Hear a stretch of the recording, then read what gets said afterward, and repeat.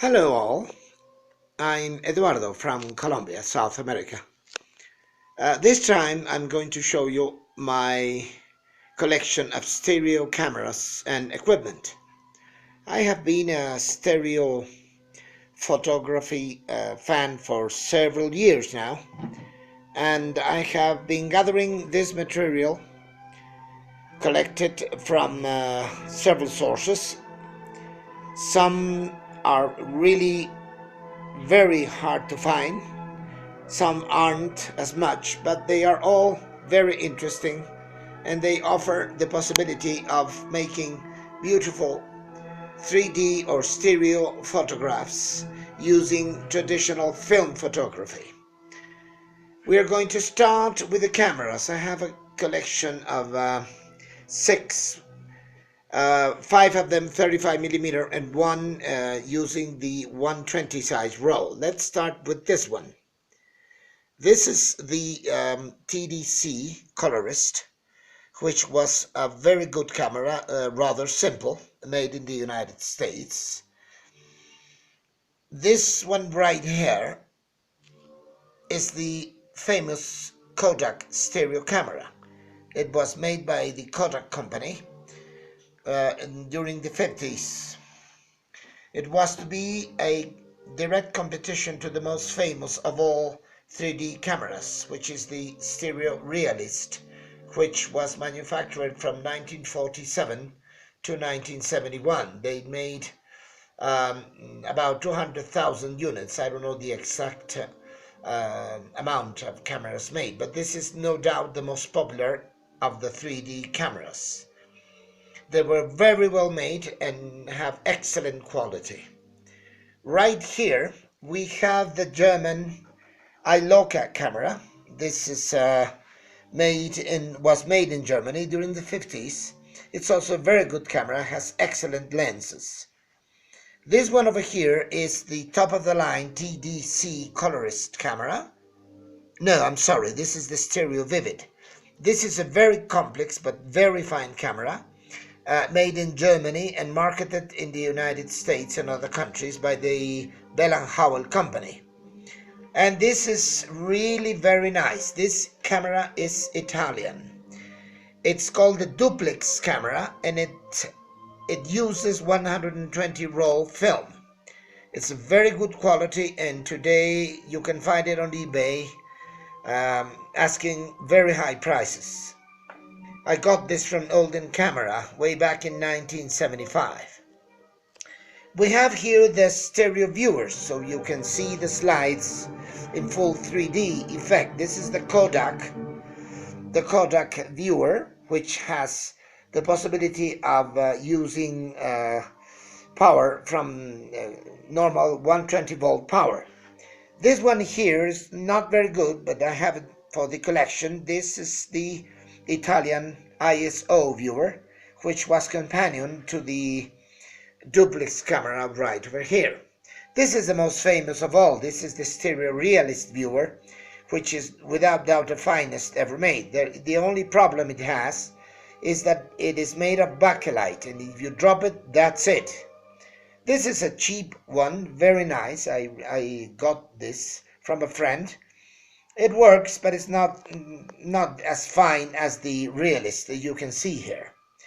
I have also some accessories to complement the Realist camera. These are shades and filters to attach the filters. Here's a couple of filters, and this is very nice. This is the complete kit for cutting and mounting the 3D slides. It includes everything. Here we have the box in which you set the slides once you have cut them, using the cutter included here. And this is to heat seal the mount. Naturally, it's no longer being used this way today, but this is for the collection. It's really very nice indeed. Now, this is the famous Stereo Vivid projector. It's an excellent projector made to project 3D slides taken with the cameras I've mentioned before.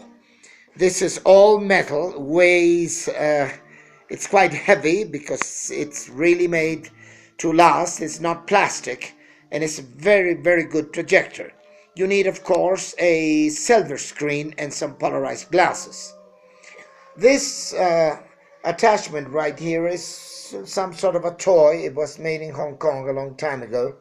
It converts an ordinary 35mm camera to take 3D pictures, but it's not very good. I have it just for the collection. You can see here the couple of viewers I have from the Japanese Stitz company. Unfortunately, the stereo adapter for the cameras, I don't have it. I'm trying to get one, but they're very expensive. The gray viewer is for prints, 3D prints, and the black one here is for 3D slides. This is my biggest treasure of my 3D collection. This is the famous Prism stereo attachment and viewer, which was sold by Olden Camera in the 60s, 70s, and 80s. It was originally designed by an Italian guy by the name of Pompei Mainardi, and this attachment has the advantage of adapting it to any 35mm camera, also digital cameras, and you get slides, stereo slides, wider than higher, which is not common in 3D photography. This is the viewer, this is the liquid to clean the lens, and this is a sticker that you had to put on the roll of film stating that it is not half frame. This is very hard to find. I was lucky enough to buy it from Olden Camera in New York way back in 1974. And right over here is the projection attachment using the attachment I just described before.